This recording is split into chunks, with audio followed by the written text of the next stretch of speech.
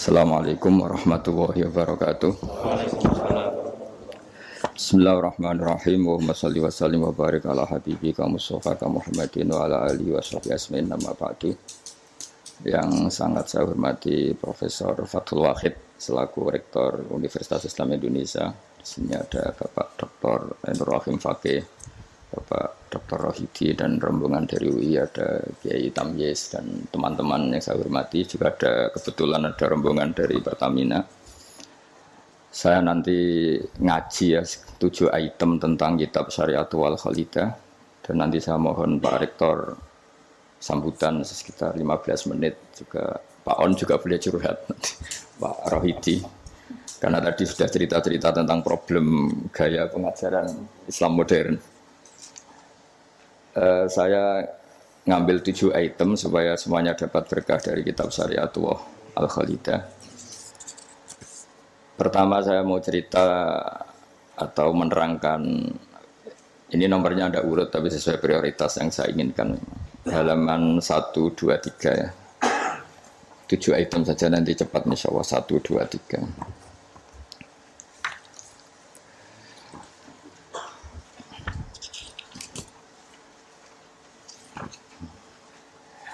Nah, ini diterangkan di antara makalah ya, mutiara makalah yang disampaikan oleh Sayyid Hasan bin Ali, yaitu cucu Rasulullah SAW.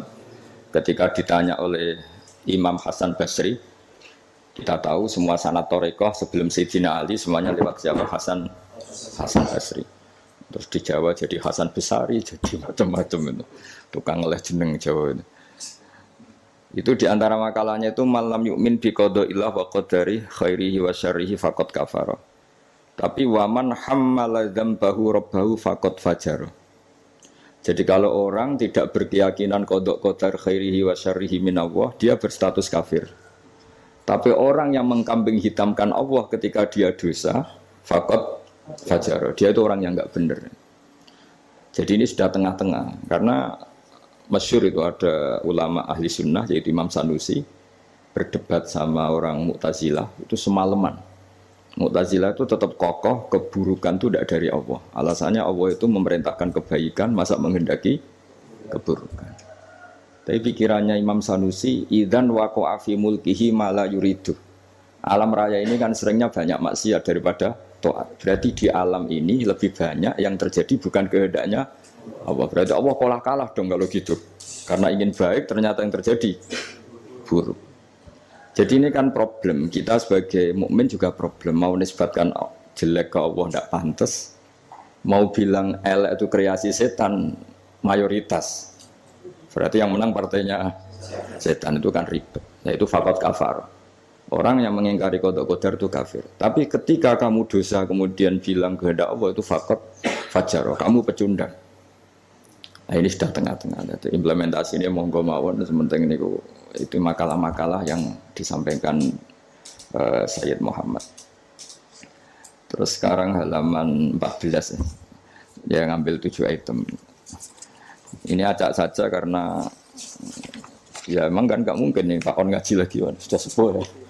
Udah ini teman saya lama, paling lama saya berteman di UI itu Pak On.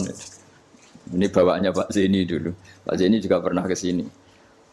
Itu kalau nekuni tafsir itu ya pusing. Enak yang tinggal baca. Saya tuh sering debat sama Pak Zeni itu sampai jam 2, jam 3 di kantor tuh, di Badan Wakaf ya dulu, bekasnya rektorat ya.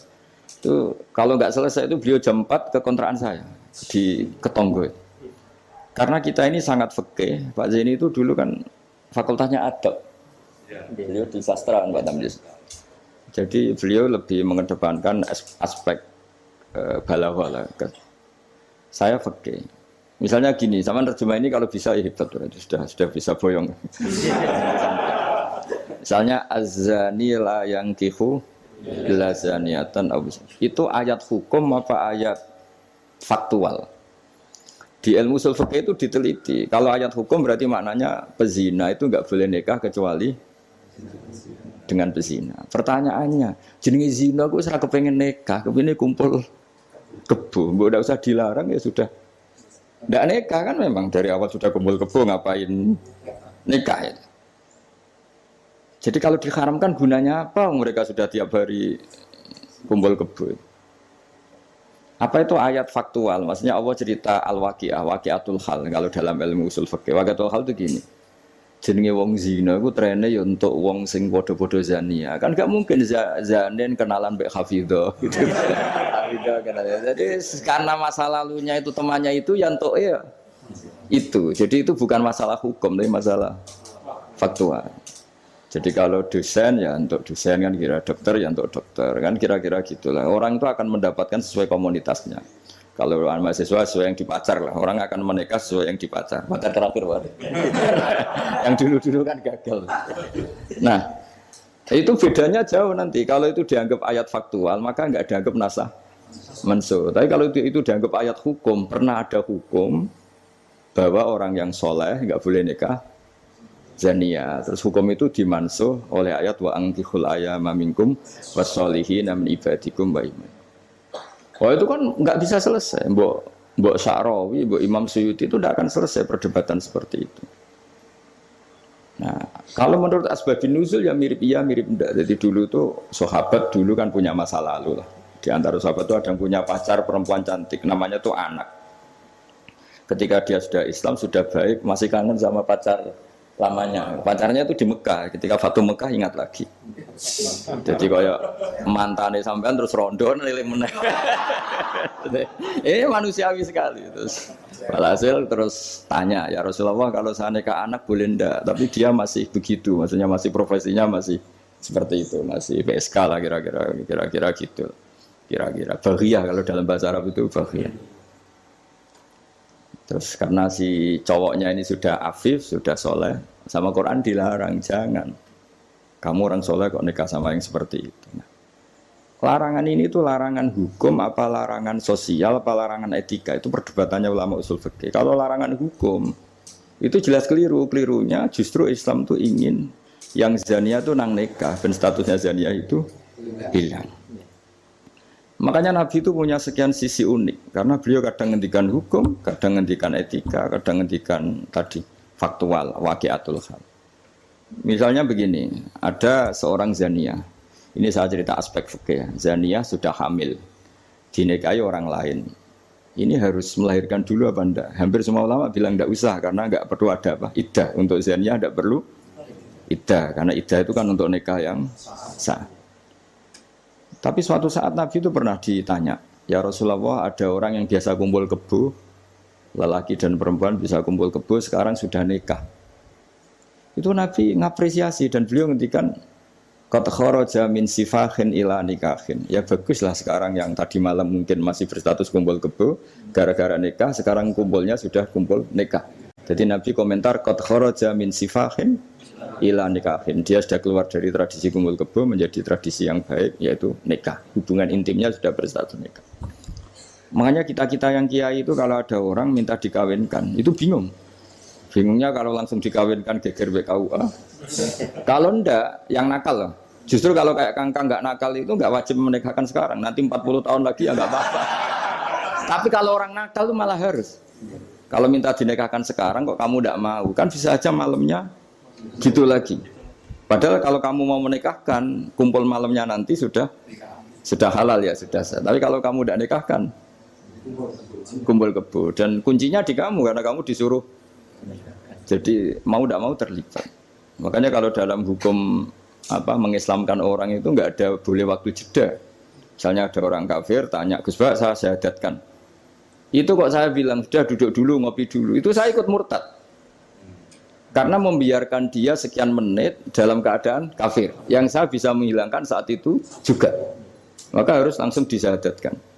Karena ibqa alal kufri, kufrun, menetapkan kekafiran itu. Ya nggak boleh saya mandi dulu atau ngopi-ngopi dulu, nggak boleh harus langsung.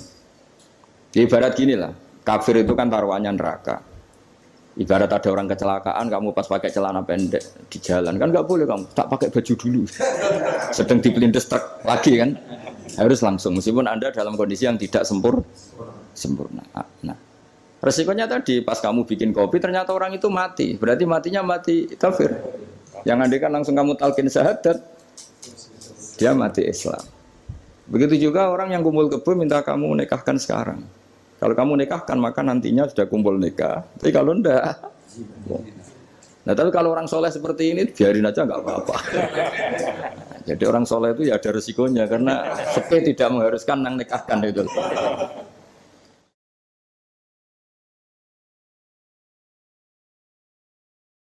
Nah, lagi kembali ke tadi azani la yankihu illa zaniatan aw musyrikah. Itu faktual, apa hukum, apa etika? Ya kita mau tidak mau debat karena kita nggak punya pilihan.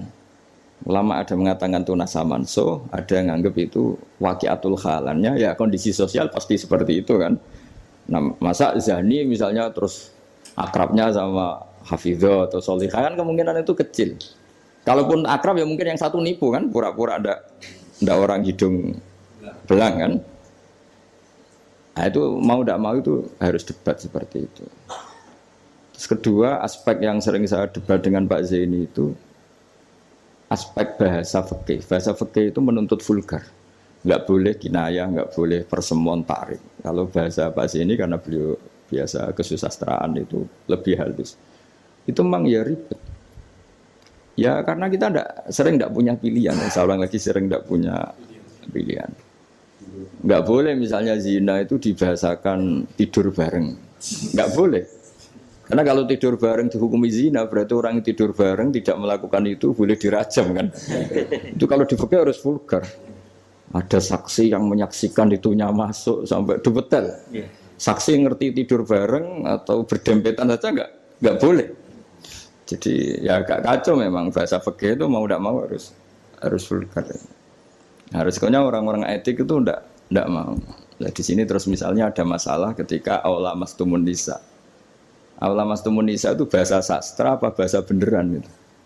Kalau bahasa sastra berarti Quran itu sangat halus sehingga membahasakan jima itu lamastum.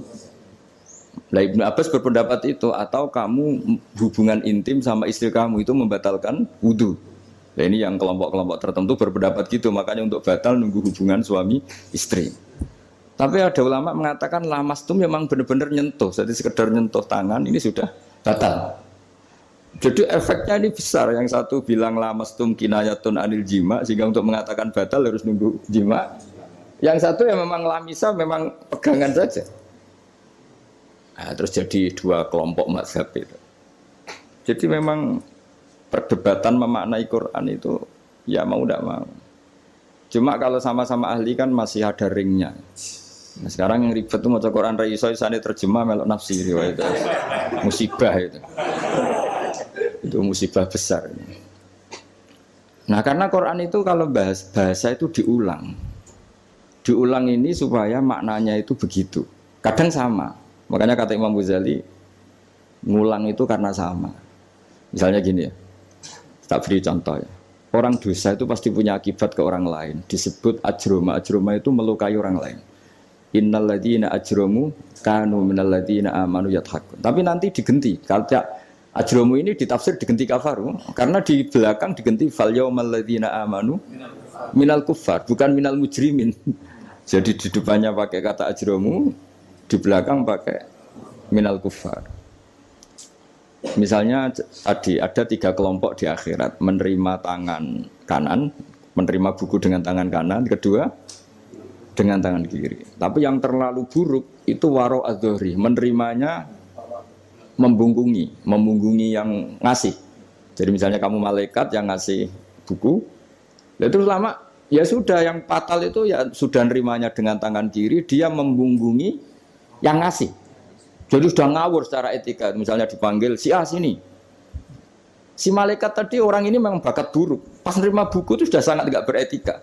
Sudah dengan tangan kiri sambil membungkungi. Sehingga malaikat ini semangat ngadapnya ya kumat lah, kumat mangkelnya itu sudah tidak beretika, sudah pakai tangan kiri membungkungi. Tapi kita yang sopan itu kan menghadap pakai tangan kanan. Ya muni matur nuwun barang menapa. Sehingga terus jadi malaikat itu makanya semua nanti di akhirat. Nah, akhirnya kelompok itu hanya 2. kanan dan kiri. Nah kiri ini yang ekstrim sampai ya sudah kiri.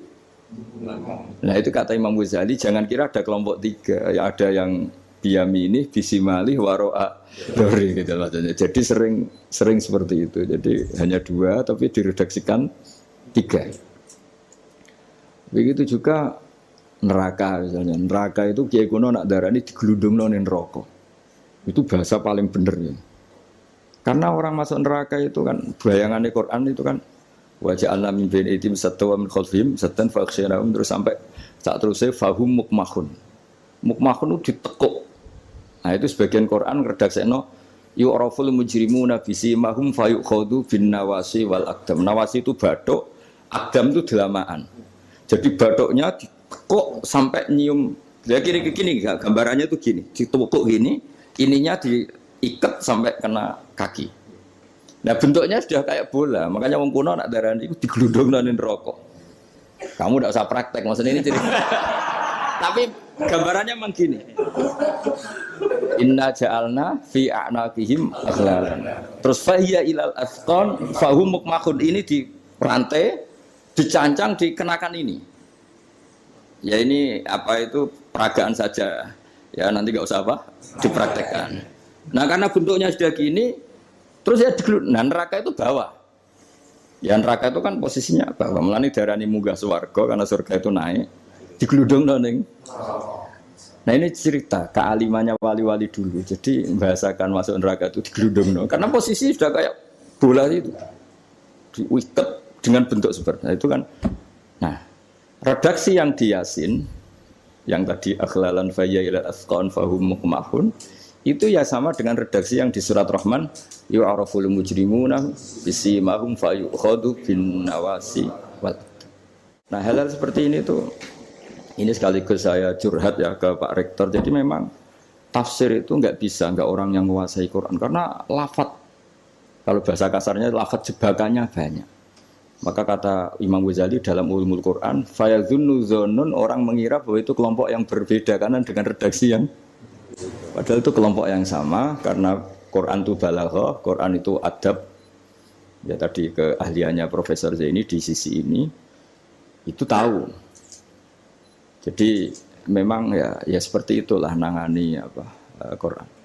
Sehingga dulu Imam Syafi'i ketika ditanya orang boleh tayamum itu kapan? Ya kalau tayamum karena tidak menemukan air di padang Sahara karena tidak ada air, sarannya nyari-nyari dulu.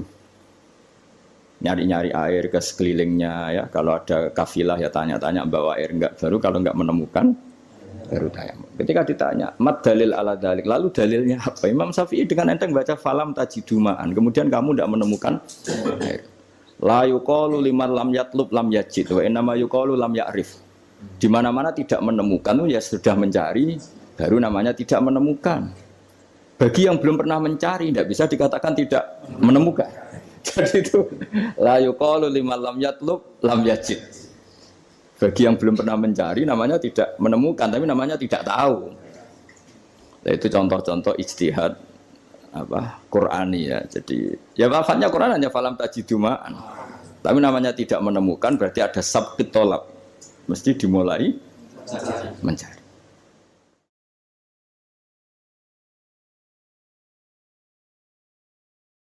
Ya, terus berikutnya ini ya acak saja. Enggak sampai 7 ya enggak apa-apa, sekenanya aja. Tapi ini kan curhat susahnya nerjemah. Makanya terjemah itu antar orang alim ya beda, bodoh sama alim tambah beda. Cuma yang satu ngawur lah, yang enggak ngerti ngawur itu kalau tidak tahu kok. Ya, halaman 42. Nah, ini yang masalah qiyas. Fannasu wa in kana khosan lakinnahu yasiru aman. Ya.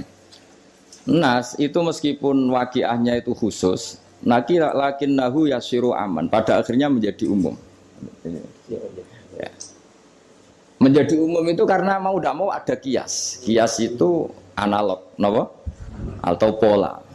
Misalnya gini yang dicontohkan di sini misalnya Nabi memang hanya ngendikan layak tilqadi wa khutban. Enggak boleh seorang hakim memutuskan hal-hal yang krusial dalam keadaan emosi. Khutban itu emosi yang sangat. Lalu kiasnya apa? Rektor juga enggak boleh dalam keadaan emosi bikin keputusan. Kiai juga enggak boleh, suami juga enggak. Siapapun nggak boleh. Cuma yang sering bikin keputusan otoritatif itu kan qadhi, hakim. Jika Nabi hanya ngendikan al-qadhi. Lalu lama mengatakan khutban itu kenapa tidak boleh? Karena orang kalau emosi itu akalnya agak mati paras lah kan itu. Lalu itu udah harus pas emosi ya, ulama menamakan terlalu syahwat ya nggak boleh, terlalu lapar ya nggak boleh, hakin ngempet nguyah ya nggak boleh, ngempet ngising. Sehingga kata khutban kemudian diganti fi halatin yasu'u khalquhu fiha, dalam keadaan yang dia nggak begitu normal. Di antara nggak begitu normal, terlalu syahwat ya nggak boleh, terlalu emosi nggak boleh, terlalu lapar, lalu nahan kencing, nahan BAB dan sebagainya. Itu lafadz itu wan nasu wa ingkana khoson nas, meskipun khusus yaitu Allah Nabi hanya ngendikan khutban, tapi nanti menjadi umum berdasar hukum apa? Qiyas. Nah di sini Pak Ainur Rahim Fakih yang sering kita beda ya. Misalnya ini bukan meng-NO-kan yang Muhammadiyah atau Muhammadiyahkan NO, karena kalau kita ini biasa saja. Orang NO ya pasti Muhammadiyah kan umat Kanjeng Nabi Muhammad sallallahu alaihi wasallam. Orang Muhammadiyah ya pasti dengar NO lah karena gerakannya ulama, masa tidak mendengar ulama. Tapi setelah jadi ormas ini jadi yang NU tidak Muhammadiyah, Muhammadiyah tidak NU. Misalnya kamu NU ditanya Allah, akun tamin ummati Muhammad, ya naam. Itu bahasa Arab umat Muhammad itu. Muhammadiyah tak kok iki anut sapa ya anut ulama. Jadi tapi guys, wong nganggur geger ya sebenarnya. Nah kita termasuk yang enggak nganggur jadi rapati geger. Saya beri contoh. Nabi itu ketika habis sholat, itu akbala aliyah Nabi wajih, langsung berputar menghadap ke kita. Jadi kalau di Indonesia langsung menghadap ke timur. Itu ada yang mempraktekkan, dan itu bagus. Jelas semua teks hadis seperti itu. Tapi di beberapa hadis itu insorofaan yamini, kadang insorofaan simali. Karena begini, Nabi itu kalau sholat, itu orang yang dari 7 kilo, 8 kilo semuanya lari. Kepengen makmum Kanjeng Nabi. Sehingga kalau makmum Nabi ini bahaya ketika itu ada sufur rawuh. Alhamdulillah. Memang janjian rawuh. Ya saya teruskan ya. Jadi ternyata di syurahul hadis, para pensarah hadis ketika Nabi menghadap ke timur, dan itu ya banyak yang meraktekkan dan menurut saya tidak masalah. Itu karena Nabi tidak ingin orang yang datang terlambat, kalau dalam bahasa fikih disebut masbuk.